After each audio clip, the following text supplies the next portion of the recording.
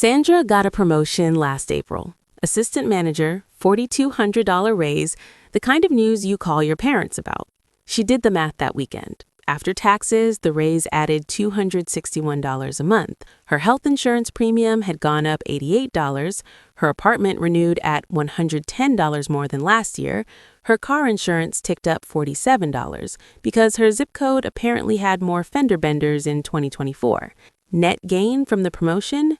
$16 a month. She didn't tell anyone. What would she say? Sandra and her husband David aren't doing anything wrong. Combined income over $95,000, benefits, steady jobs, and they are, right now, one $1,500 roof repair away from a financial decision they've been dreading for 3 years. They're also, by every measurement we're about to discuss, doing better than the majority of American households. That's the story today.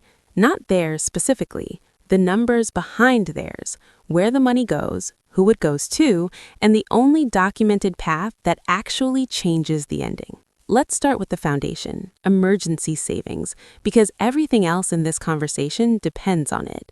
More than half of American adults cannot cover a $1,000 unexpected expense using savings alone. Not a major crisis, a new set of tires, a plumber on a Saturday. More than half the country cannot absorb that hit without borrowing, selling something, or reorganizing their entire budget. The Federal Reserve's annual household survey found that over a third of adults couldn't handle a $400 emergency in cash. 1 in 5 said the maximum they could cover from savings was under $100. Now here's the number that explains everything else.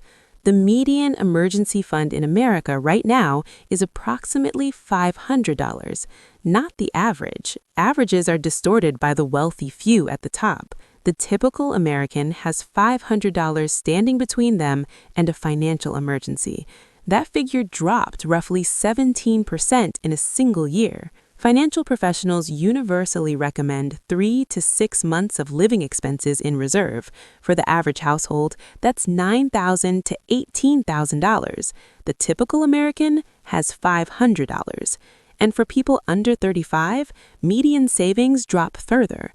It's not a safety net. It's barely a speed bump. Here's what that number actually feels like in practice. It's sitting in a parking lot doing math on your phone after a mechanic gives you an estimate. It's paying the bill and then not sleeping well for a week because you just eliminated the only buffer you had. It's knowing that if anything else goes wrong in the next 60 days, you have nothing. That's not poverty. That's just Tuesday in America right now. Total U.S. household debt recently surpassed $18 trillion. All-time record. Americans added more than $700 billion in new debt in a single year. The average household share of that obligation, roughly $155,000. Credit cards are where it gets personal. Total credit card debt has crossed $1.28 trillion. The average balance among cardholders carrying debt is around $7,900. Per household carrying credit card debt, it's closer to $11,000. Here's the math the credit company counts on you not running. An $11,000 balance at a 23% interest rate paid at minimum payments only takes over 20 decades to eliminate. The total interest paid over that period exceeds $18,000. You borrowed $11,000. You pay back nearly $30,000. That's not a debt. That's a 22-year subscription to a service that charged you nothing up front and bills you forever. Nearly half of all cardholders carry a balance month to month, up sharply from just 4 years ago. And among those carrying credit card debt, roughly half have no plan to pay it off. Not a slow plan, not an optimistic plan. No plan. They've accepted it as a permanent fixed cost, like a utility bill with a 23% rate that never ends. Student loans, $1.84 trillion across 43 million borrowers. Average balance near $40,000. Medical debt affects more than a third of households, and the majority of people who owe it had health insurance when the bills arrived. Insurance changed the number on the bill. It didn't make the bill go away. This is where the urgency becomes irreversible, because retirement savings you didn't accumulate in your 30s can't be recovered. You can refinance credit card debt, you can sell a bad car at a loss. You cannot get the compounding years back. More than half of American households have no dedicated retirement savings at all. No 401k, no IRA, no pension, nothing. If you have even $1 saved specifically for retirement, you're already ahead of the majority of working households in the most powerful economy in the world.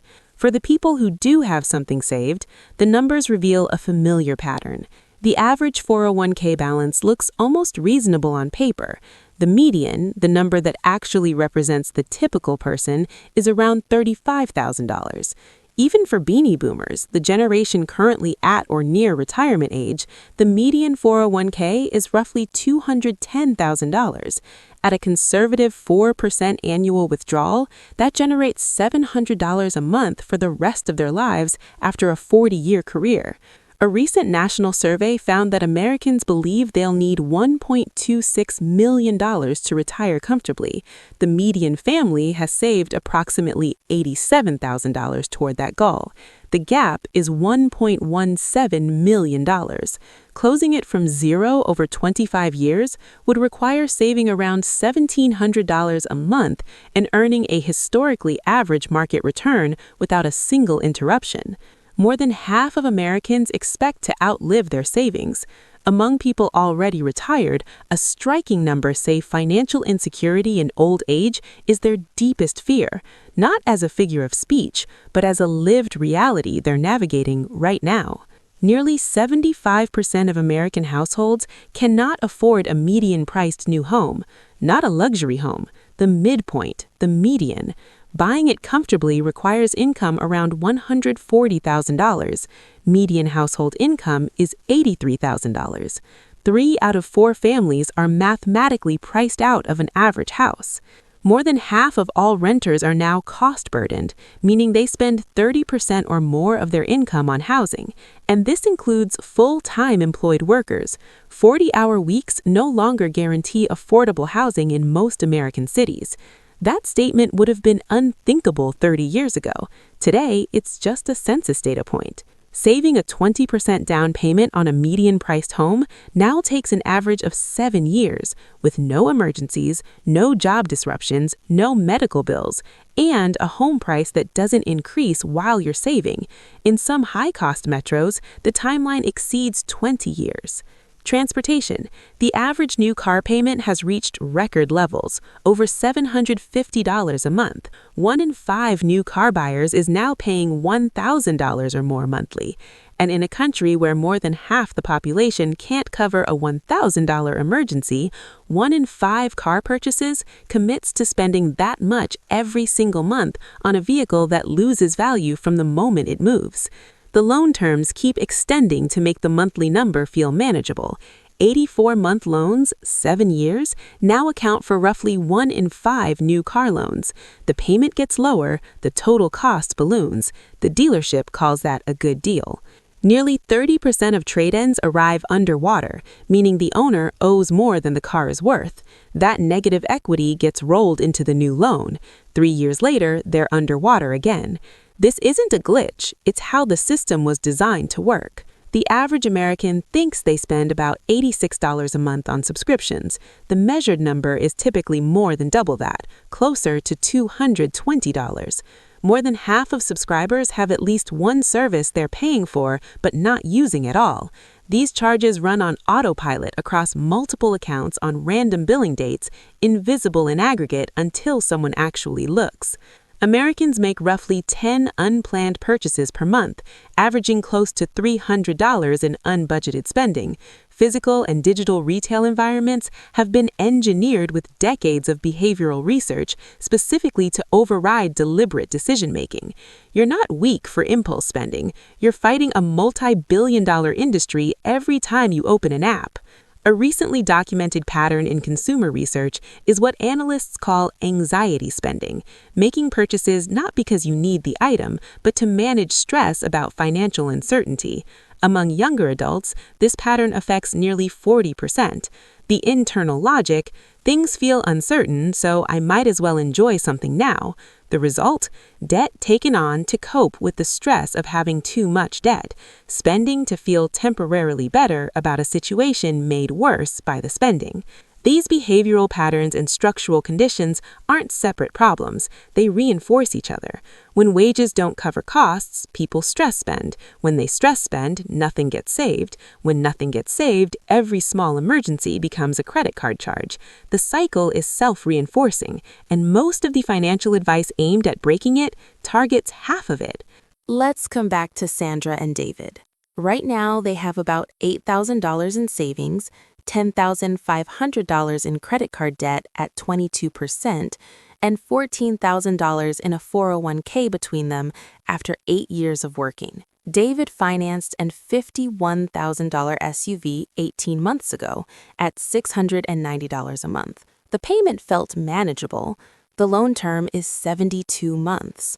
By every statistical measure we covered today, they're doing better than average. And their financial position is genuinely fragile. Now, picture a different version. Same Sandra, same David, same income. But at 30, they bought a $13,000 used sedan outright and redirected the would-be car payment toward the credit card. It was gone in 21 months. Then, they automated $550 a month into a low-cost index fund and didn't touch it. No inheritance, no side business, no dramatic sacrifice. They still went out, they still took a vacation. They just declined 2 of the most expensive default settings the system offered and let time compound the difference.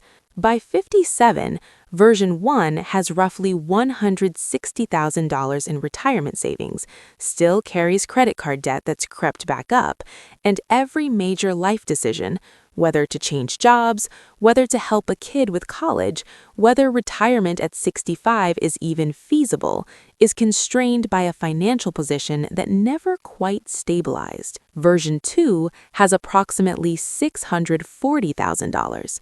Daniela took a lower-paying job she actually wanted at 46 because they could absorb the income reduction. David is planning to retire at 62 by choice. They're still driving a used car and don't think about it. The gap between those 2 lives isn't income. It isn't intelligence.